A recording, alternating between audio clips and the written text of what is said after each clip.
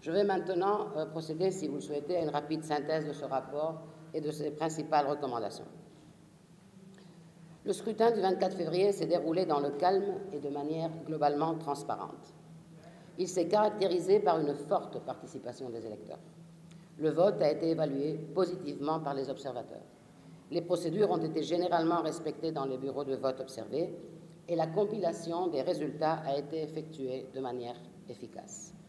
L'élection s'est néanmoins déroulée dans un climat caractérisé par un manque de confiance dans le processus de la part des candidats de l'opposition et de certains interlocuteurs de la société civile. En règle générale, l'organisation des élections a été menée dans le respect des règles et délais prescrits dans la loi, bénéficiant d'un cadre administratif de qualité et de fonctionnaires bien formés. On constate néanmoins certaines pratiques ne favorisant pas toujours la transparence et traduisant une certaine désorganisation, notamment dans la distribution des cartes. La Commission électorale nationale autonome, la CENA, organe chargé de la supervision du processus, a tenu son rôle, mais sans faire preuve d'initiative et de réactivité.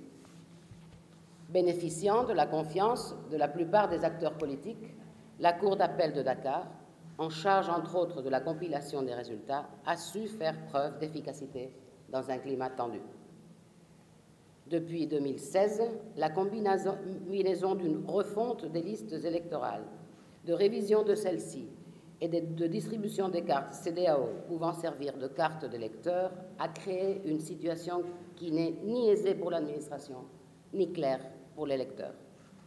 Malgré un taux de retrait des cartes très élevé, selon les chiffres officiels communiqués, le manque de transparence de l'administration a entretenu le doute sur ce processus.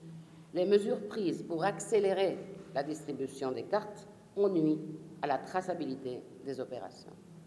Le rétablissement de la confiance passe par un renforcement de la traçabilité et de la transparence, tant au niveau de la production que de la distribution et du retrait des cartes.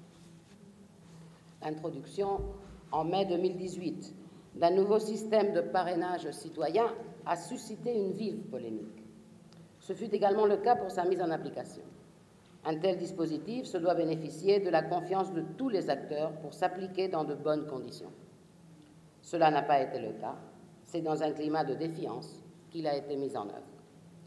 Le dispositif utilisé accordait un avantage indu aux premiers candidats à déposer leur candidature et reposait pour une large part sur des critères excessivement formalistes, dont certains ne permettent pas de vérifier la représentativité des candidatures. Au vu de l'effet cumulé des paramètres utilisés, la perception d'une rupture d'égalité entre les candidats n'était pas injustifiée. Le système devrait être réexaminé dans ses différentes composantes afin d'être recentré sur ce seul objectif, qui est d'opérer une sélection raisonnable entre les candidats afin de s'assurer de leur représentativité.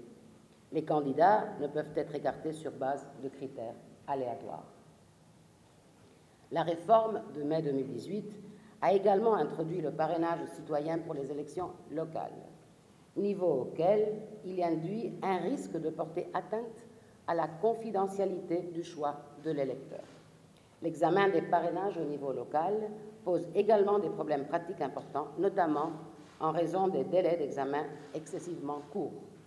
La mission d'observation de l'Union européenne recommande donc d'abandonner le parrainage citoyen pour les élections locales. Le parrainage citoyen pour les élections locales devrait être abandonné, selon nous. Si la procédure du parrainage citoyen peut être justifiée dans son principe pour l'élection présidentielle, son application aux élections locales pose des problèmes politiques et organisationnels sérieux. En effet, réunir des parrainages à l'échelle de petites communautés risque de mettre à mal le secret du vote.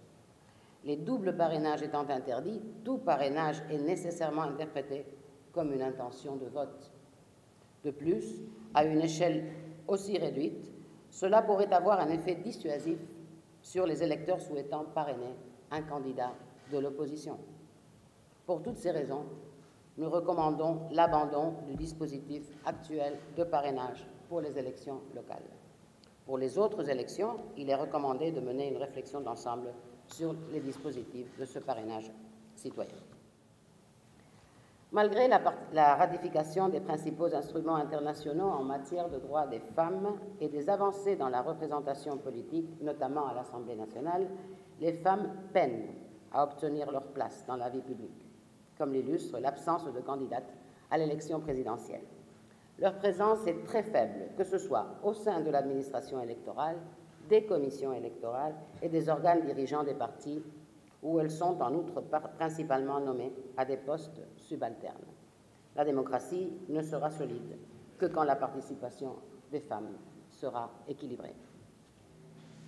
Bon, dans notre rapport, dans nos recommandations, nous établissons la nécessité de faire des programmes d'appui